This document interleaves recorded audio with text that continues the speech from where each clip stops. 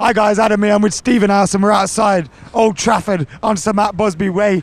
Manchester United 4, Wigan 0, standard scoreline against Wigan. Now, I've spoken about Anthony Marshall, I've spoken about everything else with everyone else. But Steve, start of the season, Axel Tuanzebe starts for United against Wigan. Did you think we'd see him again this season?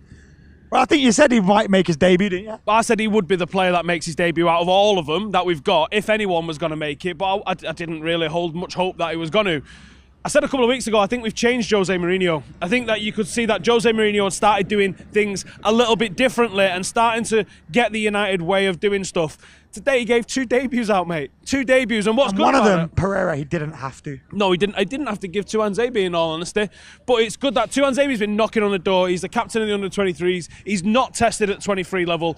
It's easy for him. He needs a challenge. He needs someone to put a bit of pressure on him and find out exactly how good this kid is. Because everyone thinks he's good, but the proving ground is in there in the first team game in front of 75,000 people. Today he didn't put a foot wrong, did he?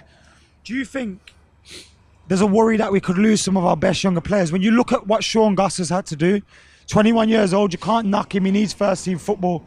Yes, we've got a buyback clause in that. But are you scared that that could be the future where our best young players are just sent off on glorified loan deals with buybacks and not given opportunities? Were you scared of that? Yeah, I am, but this has happened for years and years and years. If you look how many debuts Sir Alex Ferguson gave out in the latter years of his reign, it was barely any. There was a lot of players left Sir Alex Ferguson that we all had high hopes for. I mean, even in the side that we saw with... Say no names, Pogba. Paul Pogba's one of them. But even in that Paul Pogba side, you had Jesse Lingard, you had Ryan Tunnicliffe who was back here today. I didn't even realise he'd signed for Wigan. Reece James on the bench.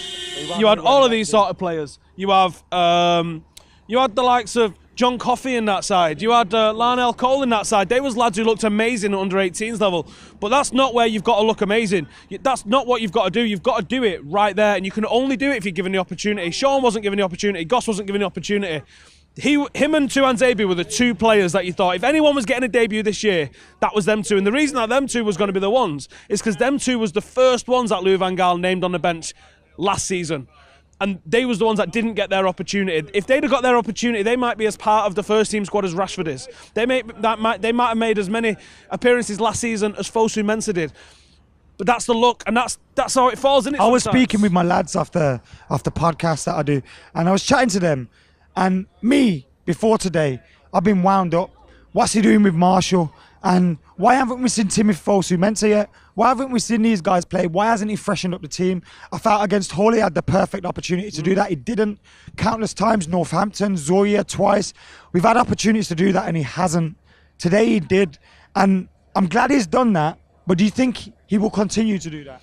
I think the result today is going to give him the confidence to do that. And as we spoke about the confidence in the likes of Fosu Mensah, knowing that he can come in and he can do a job and he's not got to worry about what's going to happen, because I think Jose likes to eliminate as much risk out of football games as possible. He's meticulous in his planning, he's meticulous in his scouting, he's meticulous in how he sets his teams up. So I think to eliminate as much risk as possible, he needs to know as much as possible about these players. Now, the fact that he gave Fosu Mensah 90 minutes today, I think is a real big indicator. He did it, he had to come on. Well, you know what I mean? He started. He was gonna though. He started him, didn't he? Yeah. So the fact that Fosu Mensah was started, I think is a real I just got there before the comments did, sorry. Yeah, fair play. You know what I mean? You guys know what I mean, don't you? I mean, actually he got 91 because there was a bit of injury time. You know? You know what I mean, don't you? The guy started. That's what I'm talking about. The fact that he started him and he played most of the game, that's what I mean. But anyway, because he started him, because he's seen him, because he's now tested him, this is the perfect proving ground for it. But there was questions about, would he do this? Why hasn't he done this in the past? And we lost our rag a little bit with not the result of Hull, but more the performance at Hull. Because it was a strong team. On paper, you've got Zlatan, you've got Pogba, you've got all of these players, and then you've got Hull dancing through the middle of you, and you're like, what's going on? Where this was a completely refreshed side. First few minutes, I thought Bastian looked like he was a little bit off the pace. He looked like he was a little bit rusty. That's understandable. Same with Luke Shaw. You're looking at a back line there that's got so many new entities into it. And then we're trying to break down a Wigan team, which we said Warren Joyce just comes, and if he does nothing else, he makes it difficult for you to play through him. And he did that. That first goal was going to be absolutely key, and it was. Once we got the first goal in, then in the second half, the goal started coming, the chances started coming. And actually, once we got a few goals under our belt, we started showboating a little bit, and it was good and it was enjoyable to see. That's what we want to see from Manchester United. Turn up, blow teams away, and then start looking, trying to find it. Yeah, and do one, yeah, happy days. But yeah, massive congratulations to Tuanzebe today. It was one that I thought, if he doesn't get a debut, then he's going to go and you might have another Pogba situations on your hands. That's how highly he is rated. I've never seen a young defender so composed. I've never seen one so confident in his own ability in terms of being able to play the ball out. His defending is so instinctive and so tough and hard. He is the complete package as a defender. I think Tuanzebe is Jose's one. Because Fosu had made his debut. All these lads have made their debut. Tuanzebe is the one. He's name checked about 5 times this season. And now he's debuted him. And he's debuted him. I think his little project, like... If you look at the way Fergie obviously debuted several players prior to hitting up on the class of 92 lads. Fosu Mensah might be them. And it might be that he ends up having a blind spot with him. And if that's the case, isn't it? I mean, Giggs... at the last stage of his career, Scholes in the last stage of his career, Gary Neville in the last stage of his career, under Sir Alex, there was a blind spot there. They could still do no wrong even if they was having poor games because they was his babies that had been with him forever. They'd been in every dressing room for 20 years with him. And I think if Jose's going to be that legacy sort of manager, he needs to have legacy. If he gets one of those players, he keeps Rashford, he keeps Lingard, and gets one of them Tuanzebes, that record goes on then for another 10 years, so... Yeah, since 1937, I think it is, and that's one thing that when people say, oh, you just want us to play under 18s, we don't want us to play under 18s. Before your dad was born.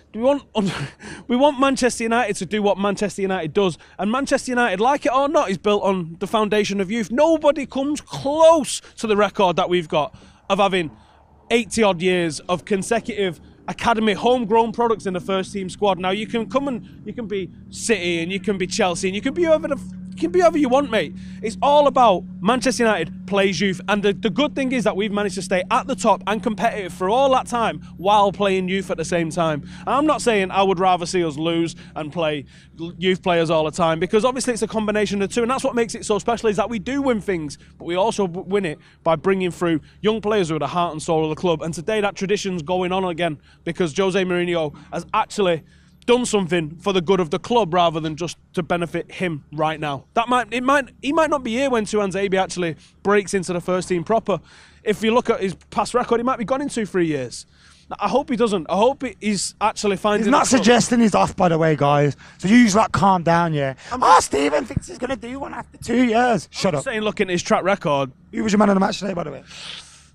Thought Rojo was very good today. And will Marshall start on Wednesday? Yeah. Yeah, I heard you talking to a few people before saying that he told him if he plays well, he's going to start. I think he obviously has got a little bit of work to do to get used to playing back centre forward again after playing so long on the left. But that it could have also been that the fact that Wigan made it so difficult and made no space for him. It might be an entirely different thing against the team that comes for us, but are Hull going to come for us? I wouldn't have thought so. It could go either way against Hull on Wednesday. It's going to be an interesting one to find out, I think. But yeah, I would say I thought Rojo was probably my man of the match. The fact that he's got a rusty Smalling, he's got a rusty Luke Shaw, and he's got an inexperienced Fosu Mensah, and he kept that back line marshalled excellently today. I didn't think he was in danger at all, apart from when Romero tried to make it interesting for 5 minutes. Hold tight, Romero. Straight after someone on Full Time Devils had tweeted the best backup goalkeeper in the world. It was made for today, wasn't it? Right then, on to player ratings. Now, last week, Andy Tate went mental on his player ratings. Now, I don't know what happened there, but hopefully these are going to be a bit better today. Steve, Sergio Romero. At 9. Is that because he's the best backup goalkeeper in the world? I can't actually remember him conceding a goal. I think he might have conceded one against Hull. Maybe, I don't know. When was the last time he conceded a goal? Nah, 7. He didn't. Someone tweet Steve and tell him when, just so he gets annoyed that he's got 1,000 people telling him. This was when Romero scored conceded the last goal. Luke Shaw on his return. 7, solid. Timothy Fosu Mensah gets a 10, and we'll move on from that. Obviously. Then we're going to Smalling. Goal today, but average performance probably. I don't think he did anything wrong. Again, a 7. Unspectacular.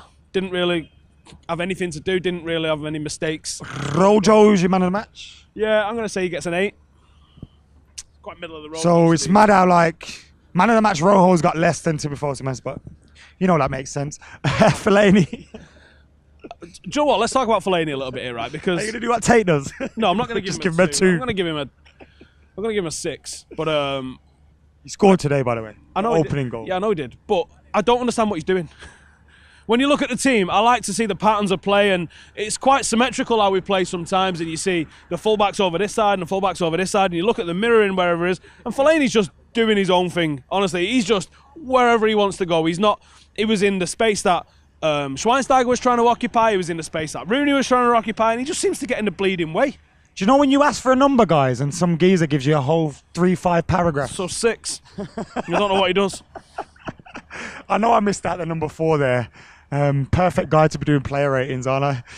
Do you want to give him a 1 or a 7 out of 10? There's no other options. Right, who we on next? Bastian Schweinsteiger with his overhead kick, his unorthodox overhead kick. Again, a 6.5, 7. I thought he was a little bit rusty at first. Some of the balls that he played to no one was just a little bit of a breakdown in communication, I think, with him, because he's obviously not used to playing with everybody at the moment. But he also marshalled the line well. It's like having a few new signings there today. It was, yeah. So, yeah, it was solid without being spectacular again. Juan. I thought Juan had a good game. I'm going to say 7.5. Mickey. I'm going to say make it 8. Wasn't quite man of the match, but I thought things was happening with him. He was running, he was making things happen. I thought he linked the play up nice. I thought it was a foul in the first half. I mean, did you see what I'm talking about? It's like, that'd have been a foul in rugby. I don't know why it wasn't a foul in football. He got completely cleaned out. I haven't seen a replay of it, but my gut instinct was that was a penalty and he got taken out. So, whatever. Yeah, it was a penalty, stupid ref. Tony Marshall? Again, 8.